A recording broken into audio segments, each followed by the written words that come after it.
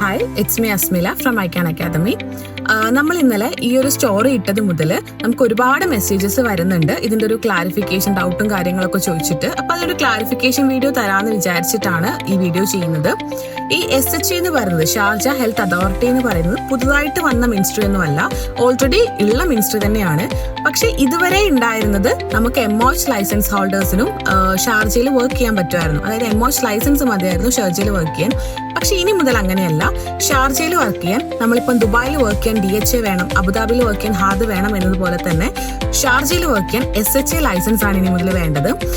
അതിപ്പോ ഓൾറെഡി കുറച്ച് പ്രൊഫഷണൽസ് ഒക്കെ അതിൽ ആഡ് ആയിട്ടുണ്ട് എക്സാം ഡേറ്റ് എടുക്കാനൊക്കെ. അതായത് നഴ്സിംഗ്, റേഡിയോളജി, ഡോക്ടേഴ്സിൻ്റെത്, പിന്നെ സ്പീച്ച്, അങ്ങനെ കുറച്ച് പ്രൊഫഷണലൊക്കെ എക്സാം ഡേറ്റ് എടുക്കാൻ തന്നെ സൈറ്റിൽ ഓപ്പൺ ആയിട്ടുണ്ട്. ബാക്കി ഓരോ പ്രൊഫഷൻസും അതിലേക്ക് ആഡ് ഓൺ ആവുകയാണ് ചെയ്യുക.